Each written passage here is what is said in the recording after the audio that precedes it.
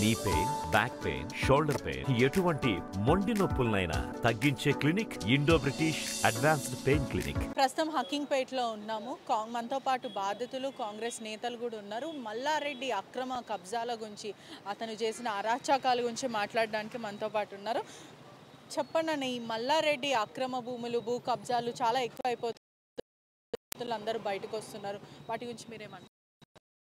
ఈ 9.5 సంవత్సరాలు బీఆర్ఎస్ ప్రభుత్వంలో, గతంలో ఆయన ఎంపీ ఉన్నప్పుడు కానీ ఇప్పుడు ఎమ్మెల్యే మంత్రి అయిన తర్వాత మీరు చూస్తూ ఉండరు ఈరోజు ఉన్నటువంటి ప్రభుత్వ భూములు కానీ ఎఫ్టీఎల్ ల్యాండ్స్లో కానీ కబ్జాలు పెట్టి కళాశాలలు నిర్మించడము, పాఠశాలలు నిర్మించడము, సామాన్యుల దగ్గర భూములు గుంజుకునే పరిస్థితి ఏర్పడింది. మేము అందరం చూసినాం.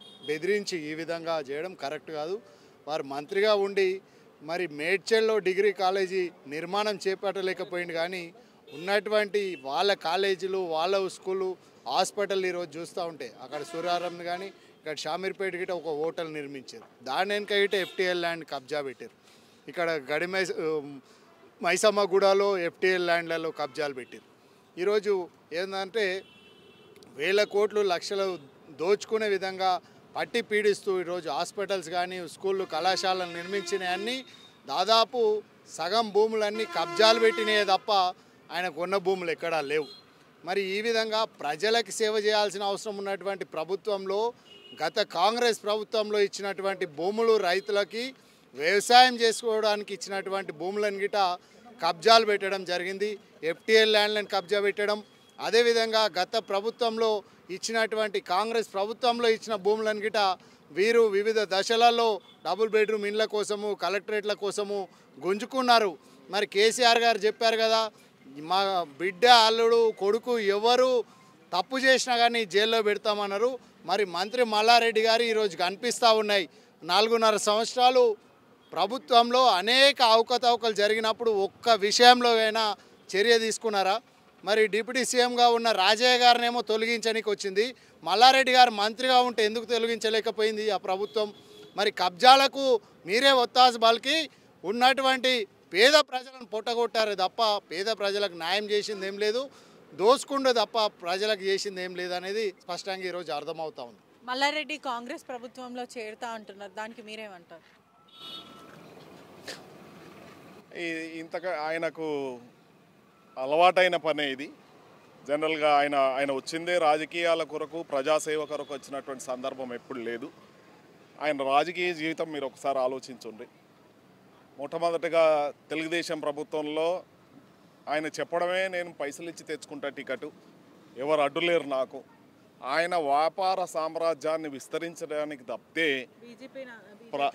బీజేపీ నాదే, టీడీపీ నాదే, టీఆర్ఎస్ నాదే, ఇప్పుడు కాంగ్రెస్ నాయకులకు కూడా ఇదే విధంగా చెప్తున్నాడు. కానీ ఈ వ్యవహారం మా ముఖ్యమంత్రి గారు రేవంత్ రెడ్డి గారి దగ్గర ఎటువంటి పరిస్థితులు నడుస్తలేదు కాబట్టి మళ్ళా పాత వాళ్ళ కేటీఆర్ దగ్గరికి పోయి కాళ్ళు పట్టుకొని నేను టీఆర్ఎస్లోనే ఉంటా అని చెప్తున్నప్పటికీ ఆయన భూములు ఏవైతే కబ్జా చేసిండో మీకు ఆధారాలతో సహా చూపిస్తాం.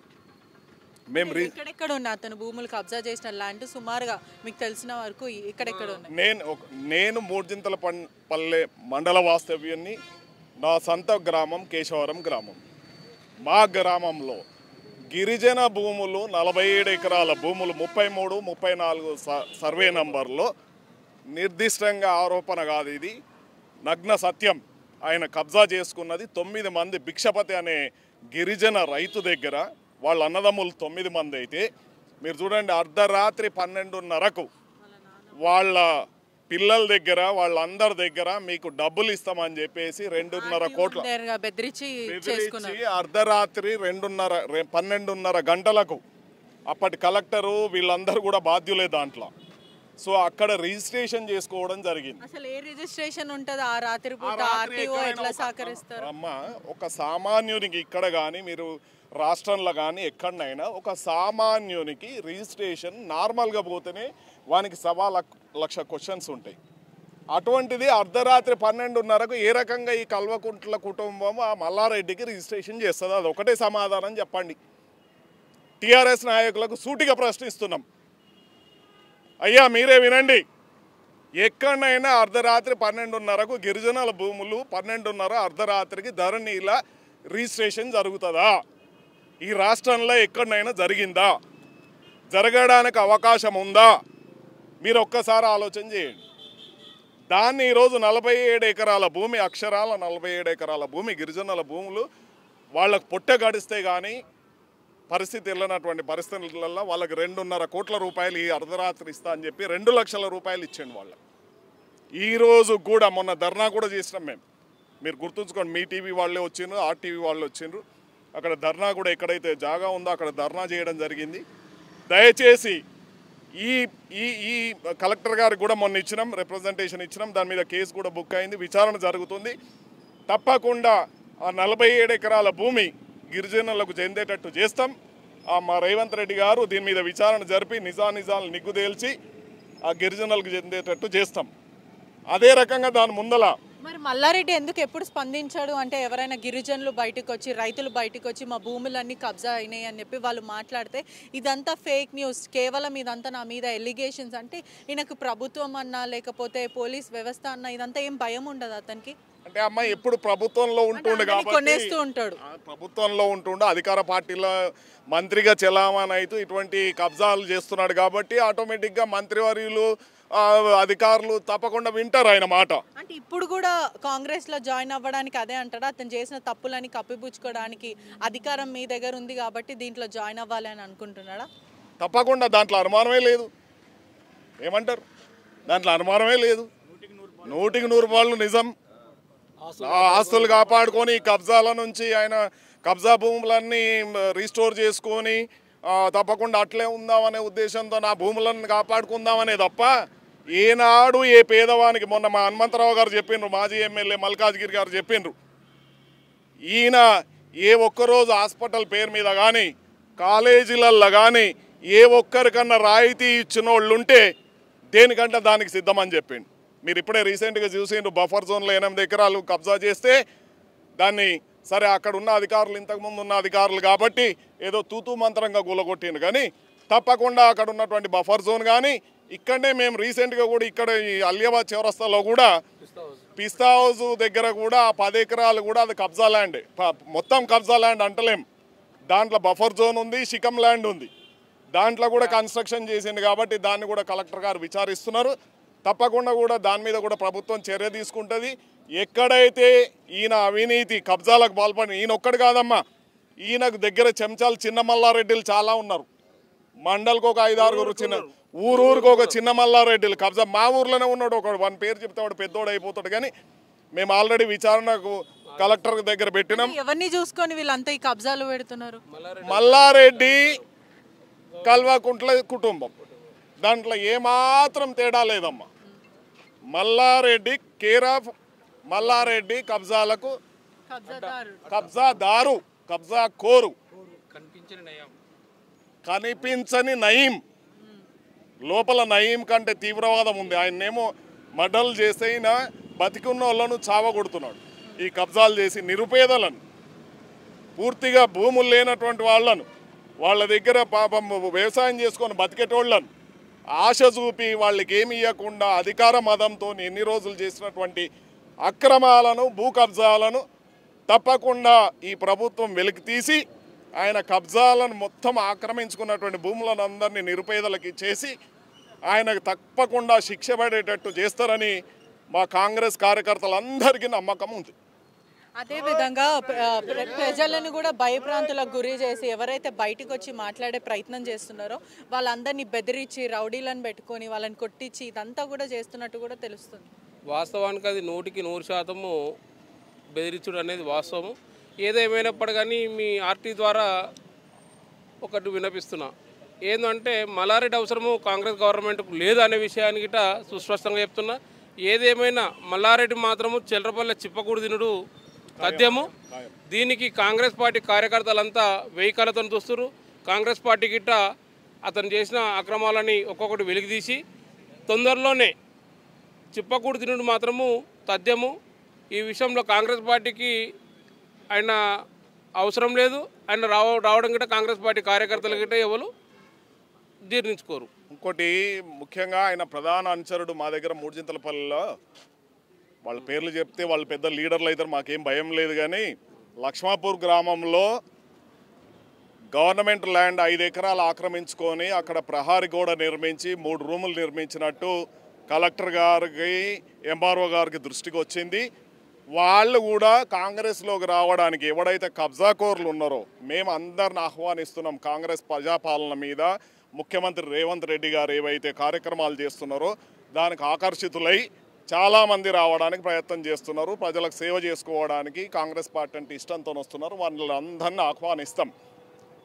ఎట్ ద సేమ్ టైం ఇటువంటి కబ్జాకోర్లను మాత్రం ఎవరైతే మల్లారెడ్డి అనుచరులు ఎవరైతే కబ్జా చేసుకున్నారో వాళ్ళని మాత్రం మా ముఖ్యమంత్రి గారు కానీ మా పిసిసి ప్రెసిడెంట్ ఎటువంటి పరిస్థితులలో ఇటువంటి అక్రమార్కులను కాంగ్రెస్ పార్టీలోకి రానిచ్చేది లేదని స్పష్టం చేసినటువంటి మాట వాస్తవం. ఇది అలాగే మల్లారెడ్డి ఈయనకు గతంలో కూడా మరి ఎంసీ లింగాపూర్ తండది ఇప్పుడు క్యాసారం యొక్క 47 ఎకరాలు బయటకు వస్తుంది. కానీ లింగాపూర్ తండల్లో అక్కడ ఉన్నటువంటి మొత్తం ఆ తండనే లంబడి ఎస్టీ వాళ్ళు మొత్తము ఆ లంబడి తండల్లో కొన్ని ముస్లింల ప్రాపర్టీ ఎప్పటి నుంచో వాళ్ళ తాతల నుంచి కబ్జలురు. ఎస్టీ అట్రాసిటీ కేసులు కూడా ఉన్నాయి అక్కడ. అది ఇది క్యాసారం దాంట్లోనేమో ఎస్సీ ఎస్టీ అట్రాసిటీ కేసు అయింది కానీ అలా కేసు కాలేదు. సో మీడియా కూడా మరి ఎందుకు అది బయట పెట్టలేదు. ఇప్పటికీ కూడా వాళ్ళని బెదిరిస్తున్నట్టు కూడా తెలుస్తుంది. బెదిరించుడే కాదు, ఆ గతంలో ఏమైందంటే ఈయన యొక్క అనుచరులు అక్కడ ఉన్నటువంటి లంబాడీలకు అంతా ఏం చేశారంటే అక్కడ ఎవరైతే కబ్జాలు ఇప్పటి నుంచి కాదు కొన్ని సంవత్సరాల నుంచి వాళ్ళు కబ్జాలు ఉన్నారు వాళ్ళందరికీ ఈయన ఒక మంత్రి ఉన్నతమైన ఒక దేవుని ఒక మంచి హోదాలో ఉండి ఒక మంత్రి హోదాలో ఉండి కూడా ఈయన పేదవాళ్ళకి సాయం చేసేది పోయి ఈయన మనిషికి 2 లక్షలు 3 లక్షలు ఇచ్చేసి ఆ ల్యాండ్ని మొత్తం ఈయన రిజిస్టర్ చేసుకున్నాడు. ఎవరైతే టెండెన్స్ పట్టదారు ఉన్నారో వాళ్ళతోటి కబ్జాదారులను వాళ్ళు కూడా మొత్తం ఎస్టీలే. మళ్ళీ మిగతా వారు ఎవరు అందరు లంబడీలే ఎస్టీలే. పాపం వాళ్ళు ఆ భూమిని నమ్ముకొని ఉన్న వాళ్ళకి డ్యూటీలు లేవు, ఎలాంటి బిజినెస్ లేవు. అటువంటిది కూడా మీరు స్వయంగా వెళ్తే నేను చూపెడతా అక్కడ లింగాపూర్ తండ ఎంసీపల్లి దగ్గర ఆ ల్యాండ్ కూడా బయటికి రాలే. సుమారు 40 ఎకరాల ల్యాండ్ అది రోడ్ పక్కనే. ఆ ల్యాండ్ను కూడా అందరి పాపం నేను అనుకున్నా అంటే నేను గతంలో నేను జడ్పీటీసీగా ఉండే ఈయన ఒక మంత్రి కాబట్టి మంత్రి దృష్టి కన్నా టీఆర్ఎస్ గవర్నమెంటు ఎస్టీ వాళ్ళకు తండాలకు అన్ని గ్రామ పంచాయతీలు ఏర్పాటు చేసి వీళ్ళకి మంచి చేస్తా అంటే వాళ్ళకు ఇంకా ఏమైనా పట్టాలు వీళ్ళు ఇస్తారేమని నేను ఆశపడ్డా. కానీ తాతల నుంచి దున్నుకొని ఉన్నటువంటి భూమిని వీళ్ళు తిరిగి మల్లారెడ్డి పట్టా చేసుకోవడం జరిగింది. 40 ఎకరాలు అది. కానీ ఇది బయటికి వస్తలేదు మీడియా ద్వారా కానీ ఏది కానీ ఇది బయటికి వస్తలేదు. దయచేసి మీ టీవీ ద్వారా దీన్ని బయట పెట్టి దాన్ని కూడా ఒకసారి ఎంక్వైరీ చేయండి. అక్కడ ఉన్నటువంటి గ్రామస్తులను కూడా మీరు వెళ్తే వాళ్ళు స్వయంగా చెప్తారు. మనిషికి 2 లక్షలు 3 లక్షలు ఇచ్చి మొత్తం 40 ఎకరాలు పట్ట చేసుకోవడం జరిగింది మల్లారెడ్డి. చెప్పు. సింగాపల్లి గవర్నమెంట్ జాగాలు ఇల్లు కడుతారు. ప్రజాపాలన ఆడిపోయిన కలెక్టర్ ఆఫీస్ తిరుగుతూనే ఉన్నా ఎవరు పట్టించుకుంటారు. సింగాపల్లి టీఆర్ఎస్ వాళ్ళే కడుతారు. దౌర్జన్యం చేస్తున్నారా మల్లారెడ్డికి సంబంధించిన అనుచరులు? పోతే కూడా మొత్తం సర్వే అది గవర్నమెంట్ జాగా అన్నా కానీ వాళ్ళు ఎంఆర్ఓకి పైసలు ఇచ్చి చేపించారు. గవర్నమెంట్ జాగా అంటే ఎన్ని రోజులు ఇట్లా ఈ అరాచకాలు ఏంది ప్రజల మీద వాళ్ళని భయప్రాంతులకు గురి చేసి ఎంత అరాచకాలు ఇవన్నీ? గడిచిన 9 సంవత్సరాలలో ఆయన మంత్రిగా కేసీఆర్ కుటుంబాన్ని అడ్డం పెట్టుకొని ఇలా ముడుపులు ఆ కుటుంబానికి ఇచ్చుకుంటూ ఆయన ఏది చెప్తే అదే చెలామణి అవ్వుకుంటూ ఇలా ఎక్కడ చూసినా నియోజకవర్గంలో మా జవహర్నగర్ ప్రాంతంలో అనేక మంది పేదలు నివసిస్తూ ఉంటారు. అక్కడ గుడిసేసుకుంటే అర్ధరాత్రి జేసీబీలు పెట్టి అధికారులు భయభ్రాంతకు గురి చేసే పరిస్థితి అక్కడ ఉన్నది. కానీ మల్లారెడ్డి అధికారాన్ని అడ్డం పెట్టుకొని 450 గజాల స్థలాన్ని కబ్జా చేసి రిజిస్ట్రేషన్ చేసుకుని అర్ధరాత్రి అక్కడ ఒక ప్రైవేట్ ఆసుపత్రి నిర్మించి ఇలా ప్రజల రక్త మాంసాలను దోపిడీ చేస్తూ ఉన్నాడు. అదేవిధంగా అక్కడ టికెట్లు అమ్ముకున్నాడు. ఇలా టికెట్లు ఇవ్వాలంటే భూమి ఇవ్వాలి. ఇలా బినామీల పేరుతోని ఇలా కొన్ని స్థలాలను ఆక్రమించి ఇలా కబ్జాలకు గురవుతూ ఉన్నాయి. ఇలా జవహర్నగర్తో కాకుండా ఇలా గుండ్లపోచంపల్లి కావచ్చు అలా పార్కు స్థలాన్ని కబ్జా చేసి తన కాలేజీకి రోడ్ వేసుకున్నాడు. అలాగే మైసమ్మ కూడా ఇలా షామీర్పేట్ మూడ్చింతలపల్లి పోతే కీసరలో దాదాపు సుమారుగా 100 ఎకరాలు అక్కడ కబ్జా చేసిండు. షామీర్పేటలో 10 ఎకరాల స్థలాన్ని కబ్జా చేసిండు. నియోజకవర్గంలో మంత్రిగా ఆయన చలామణి అవ్వుకుంటూ పేద ప్రజలకు సేవ చేసింది ఏమీ లేదు. ఇలా ఎక్కడ చూసినా ప్రతి గ్రామంలో తన భూములు ఉన్నాయి తప్ప పేదలకు చేసింది చారణ కూడా ఏం లేదని చెప్పి తెలియజేస్తూ ఉన్నాం. ఈరోజు కాంగ్రెస్ పార్టీలకు రానికి తీవ్రంగా ప్రయత్నం చేస్తూ ఉన్నాడు. ఇలా అధికారం అడ్డం పెట్టుకొని గత ప్రభుత్వంలో ఏదైతే చెలామణి చేసినామో ఈ ప్రభుత్వంలో చెలామణి చేద్దామని తన ప్రయత్నాలు కొనసాగుతూ ఉన్నాయి. కానీ ఇది రేవంత్ రెడ్డి గారి కాంగ్రెస్, ఈ రేవంత్ రెడ్డి గారి ప్రభుత్వంలో అలాంటి అవకతవకలకు అవినీతికి తావు లేకుండా ప్రజాపాలన కొనసాగుతుందని తెలియజేస్తున్నాం. మంత్రి మల్లారెడ్డి గారు మీరు రాకను విరమించుకోండి. కార్యకర్తలు ఎవరు కూడా మీరు రాకను మేము సుముఖంగా లేము, మేము తీవ్రంగా ఖండిస్తూ ఉన్నాం. దయచేసి మీరు రాకను విరమించుకోండి. ఇక్కడ 10 సంవత్సరాలు కష్ట నష్టాలకు ఎదుర్కొని ఇలా ప్రభుత్వాన్ని అధికారం తీసుకోవడానికి తీవ్రంగా కష్టపడ్డ కాంగ్రెస్ పెద్దలు అన్నారంట కదన్నా, అంటే ఏదైతే కబ్జాలు పెట్టినారో అవన్నీ ప్రజలకు ఇచ్చేసాలి, ఒకవేళ ఇస్తే ఆ పక్షాన మేము ఆహ్వానిస్తాము అని అన్నారు. నిజంగా మంత్రి మల్లారెడ్డి గారు తానే స్వయంగా చెప్పిండు, నేను పాలమ్మినా పూలమ్మినా అంటే ఏడ పాలమ్మినా ఏడ పూలమ్మినా అక్కడ కబ్జా పెట్టేసిండు, అంతే కదా. పాలమ్మినా పూలమ్మినా అని చెప్పిండు కదా. మీరు నిజంగా వేల కోట్ల రూపాయల ఆస్తులు మీకున్నాయి, అవన్నీ కూడా పేద ప్రజలకు దారాదత్తం చేయండి, ప్రభుత్వానికి అప్పగించండి. మీరు చెప్పిన విధంగా మీరు మళ్ళీ పాలు అమ్ముకునే పూలు అమ్ముకునే విధంగా మీరు రండి. ఆ రోజు మేము పార్టీలకు ఆహ్వానిస్తామని మా మాజీ ఎమ్మెల్యే గారు ఆహ్వానించారు. మీరు కనుక రావాలనుకుంటే ఆ పని చేసినాక రండి, స్వాగతిస్తాం కాంగ్రెస్ పార్టీ కార్యకర్తగా. మా ప్రజాదీవన సభ కొంపల్లో జరిగినప్పుడు అంతకు ముందు రోజు ప్రెస్ మీట్లో మా ఇన్ఛార్జ్ అయినటువంటి తోటకూర వజ్రేష్ యాదవ్ గారి ఆధ్వర్యంలో పార్లమెంట్ పరిధిలో ఉన్నటువంటి 7 కంటెస్టెంట్ ఎమ్మెల్యేలతో కలిసి మైనంపల్లి హనుమంతరావు గారు, వజ్రేష్ యాదవ్ గారు వీళ్ళందరూ స్పష్టంగా చెప్పడం జరిగింది. మల్లారెడ్డి గారు మీరు రావడంలో అభ్యంతరం లేదు, కానీ మీరు ఏవైతే దోచుకున్నటువంటి ఆక్రమించుకున్నటువంటి భూములు ఏవైతే ఉన్నాయో అవన్నీ ఎక్కడైతే దోచుకున్నారో ఎక్కడైనా ఆక్రమించుకున్నారో ఆ ఆక్రమణలన్నీ తిరిగి మీరు ఇచ్చేసి ఆ దళితులకు కానీ గిరిజనులకు కానీ ఆ పేద ప్రజలకు కానీ అవన్నీ మీరు ఇచ్చేసిన తర్వాత మీరు తప్పైందని పాశ్చాత్తాపడి క్షమించమని అడిగినప్పుడు తప్పకుండా ఆహ్వానిస్తాం, దాంట్లో తప్పేం లేదని క్లియర్గా మీడియా సాక్షిగా అందరూ ప్రజాదీవన సాక్షిగా అందరి ముందర చెప్పడం జరిగింది. సో దానికి ఆయన సమ్మతిస్తే తప్పకుండా ఆయనను కాంగ్రెస్ పార్టీలో ఇప్పుడు మల్లారెడ్డికి చిప్పకూడు ఖాయమంటారా? దాంట్లో ఎటువంటి శశభిషలు లేవమ్మా. తప్పకుండా ఆయన తప్పు చేసింది కాబట్టి చిప్పకూడు తినడం 100% గ్యారంటీ. ఎవరైనా, నేనైనా సరే ఇంకెవరైనా సరే తప్పు చేసినప్పుడు తప్పకుండా శిక్ష పడుతుంది. దానికి శిక్షార్హుడే ఆయన. ఇప్పటికైతే తప్పకుండా ఆయన జైలుకు పోవడం ఖాయం. ఆయన కానీ ఆయన ప్రధాన అనుచరులు ఎవరైతే భూములు కబ్జా పెట్టుకున్నారో తప్పకుండా వాళ్ళకు శిక్ష పడడం ఖాయం, చిప్పకూడు తినడం ఖాయం. దాంట్లో ఎటువంటి దాపరికాలు లేవు. ఈరోజు మేడ్చల్ కాన్స్టిట్యున్సీలోని మన తుమ్కుంట మున్సిపల్లో దేవరంజాల్ గ్రామం అండి మాది. దేవరంజాల్ గ్రామంలో సుమారు 1400 ఎకరాల భూమి కలదు. దేవాదాయ శాఖది, దేవాదాయ ధర్మాదాయ శాఖది. ఆ యొక్క భూమిలో సుమారు ఈ మల్లారెడ్డి అనుచరులు ఒక్కొక్క గుడిసె వేయించుకొని ఆ గుడిసె అమ్ముకుంటూ వాళ్ళు మళ్ళీ ఇక్కడ లోకల్ వాళ్ళు, ఈ ఊరు వాళ్ళు, ఈ కాన్స్టిట్యున్సీ వాళ్ళు కూడా కాదు, ఎక్కడెక్కడికించో వేరే డిస్ట్రిక్ట్ల పంట వచ్చేసి పాపం సుమారు గరీబ్ వాళ్ళంతా 3 లక్షలకు 4 లక్షలకు ఒక్కొక్క 60 గజాల జాగా కొనుక్కోవడం జరుగుతుంది. ఈ మల్లారెడ్డి అండ చూసుకొని ఈ ప్లాట్లుగా విభజించి ఈ నల్లవశం వంపులో, దేవరంజాల్ నల్లవశం వంపులో సుమారు 13 ఎకరాల భూమిని కబ్జా చేసిర్రు. మొత్తం అందులో సుమారు 500 గుడిసెలు దాకా వేసారు. 500 గుడిసెలకు కూడా ఈ విద్యుత్ శాఖ వాళ్ళు ఒకటే కరెంటు మీటర్ అలాట్ చేశారు మొత్తం 500 గుడిసెలకి. మళ్ళీ ఆ ఒక్కొక్క గుడిసెకు సుమారు నెలకి 200-300 వసూలు చేసుకుంటూ అక్కడున్న మల్లారెడ్డి అనుచరులు పైసలకు అక్రమంగా పాల్పడుతూ అక్రమంగా సంపాదన చేసుకుంటున్నారు. మళ్ళీ అలాగే ఇంకోటి, మన దేవరంజాల్లోని గతంలో దేవేంద్ర గౌడ్ ఉన్నప్పుడు గరీబోళ్లకు పట్టాలు ఇచ్చారు 70 గజాలుగా. ఆ పక్కనే ఉన్న సుమారు ఇంకొక 10-15 ఎకరాల వరకు అది కూడా సేమ్ ఇట్లాగే ఒక్కొక్క గుడిసె వేయించుకొని అవి కూడా ఆక్యుపై చేసి కబ్జా చేయించుకొని అక్కడ ఉన్న లోకల్ లీడర్లు కానీ కౌన్సిలర్లు కానీ టీఆర్ఎస్ లీడర్లు మల్లారెడ్డి అండ చూసుకొని ఒక్కొక్క గుడిసెని 3 లక్షలు 4 లక్షలకు అమ్ముకుంటూ జాగాని ఉట్టి స్థలాన్ని గుడిసె కూడా వేయడం లేదు. పాపం గరీబోళ్ళు గుడిసె వేసుకొని వాళ్ళు పాపం ఇబ్బంది పడుతున్నారు. ఇదే విషయమై మేము ఎన్నోసార్లు కలెక్టర్ కానీ జేసీ గారికి కంప్లైంట్ చేయడం జరిగింది, ఎంఆర్ఓ గారికి ఇవ్వడం జరిగింది. ఇప్పటిదాకా అతను మంత్రి అనే భయంతో ఏ అధికారులు ఎట్లాంటి చర్య తీసుకోలేదు. అట్లాగే మేము కలెక్టర్ గారి దగ్గరికి 2-3 సార్లు వెళ్ళడం జరిగింది. కలెక్టర్ గారు ఏమన్నా నేను మధ్యలో వచ్చా కలెక్టరు టీఆర్ఎస్ ప్రభుత్వం ఉన్నప్పుడే నేనేం చేయలేనండి, మీరు ఒకసారి నేను జేసీ గారు చెప్తాను, జేసీ గారి దగ్గరికి వెళ్ళండి అన్నారు. జేసీ దగ్గర కూడా మేము అందరం కలిసి వెళ్ళినాం, కాంగ్రెస్ పార్టీ వాళ్ళం అందరం. సార్ ఇట్లా గరీబోళ్ళంతా అన్యాయంగా దేవదాశక భూమిని కొంటున్నారు తెలియక అక్కడ ఉన్న మల్లారెడ్డి అనుచరులు అమ్ముతున్నారు సార్. అంటే ఆయన జేసీ గారు ఒకటే చెప్పారు మాకు, చూడండి సార్ మేము ఇది అఫీషియల్ చెప్పొద్దు, మీరు ఇప్పటికి 3 సార్లు వచ్చి ప్రజా దర్బార్లో మాకు కంప్లైంట్ ఇవ్వడం జరిగింది, కానీ దీనిపైన ఎట్లాంటి చర్య తీసుకోలేం సార్.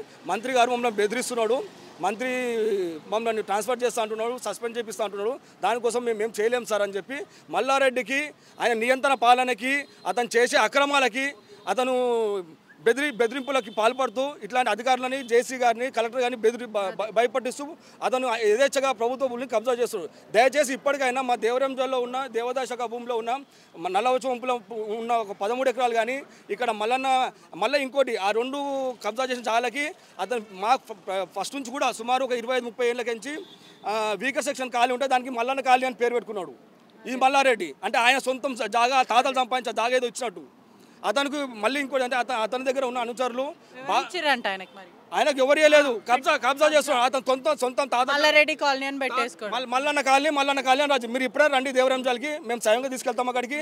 మీకు ఈ ఆర్టీ తరఫున మీకు చాలా కృతజ్ఞత, మేము మా మున్సిపల్ అందరము మీకు కృతజ్ఞత ఉంటాము. ఈ జాగాని తొందరగా విముక్తి చేసి దేవదాశకు అప్పగించాలని చెప్పి మేము కోరుచున్నాము. పూర్తిగా కూడా చూస్తున్నారు కదా, ఒకవైపు కాంగ్రెస్ నేతలు, మరోవైపు దళితులు, మరోవైపు రైతులు, వీళ్ళందరూ కూడా మల్లారెడ్డి అక్రమాలు ఎన్నో ఉన్నాయి, ఆయన చాలా అరాచకాలు చేసిండు, ఒకవైపు ప్రజలని భయప్రాంతులకు గురి చేసి వాళ్ళని కొట్టించి ఎన్నో అక్రమాలకి కబ్జాలకి ఏదైతే భూమి కబ్జాలకి ఒకవైపు సీలింగ్ ల్యాండ్లు, మరోవైపు అసైన్మెంట్ ల్యాండ్లు ఏది వదలకుండా ఎవరైతే ల్యాండ్లు మరి అదేవిధంగా కుంటలు ఇవన్నీ కూడా పూర్తిగా ఏది ఒక్కటి వదలకుండా ప్రభుత్వ భూములు కూడా కబ్జా చేస్తున్న, ఒకవైపు బీదోలది గరీబోలకి ఇచ్చిన పట్టా భూములు కూడా అక్రమంగా వాళ్ళని భయప్రాంతులకు గురి చేసి మరి కబ్జా చేసిండు. అతనికి చిప్పకూడు ఖాయం, ఖచ్చితంగా ప్రభుత్వం అతని పైన చర్యలు తీసుకుంటాము, అతను త్వరలోనే జైలుకి వెళ్తాడు. మల్లారెడ్డి ఇప్పటికైనా మారాలి. ప్రభుత్వం భూములైనా ఒకవైపు దళితుల భూములైనా వాళ్ళ భూములు వాళ్ళకి తిరిగి ఇచ్చేయాలి. ఒకవేళ ఇవ్వని పక్షాన అతనికి చిప్పకూడు మాత్రం ఖాయమని చెప్పి అందరూ చెప్పడం కూడా జరుగుతుంది. Cameraman శివతో పెట్రిషా reporting RTV Hyderabad. మరిన్ని వీడియోస్ కోసం ఛానల్ ని సబ్స్క్రైబ్ చేయండి, లేటెస్ట్ అప్డేట్స్ కోసం వాట్సాప్ ఛానల్ ని ఫాలో చేయండి, అండ్ లింక్ డిస్క్రిప్షన్ లో ఉంది.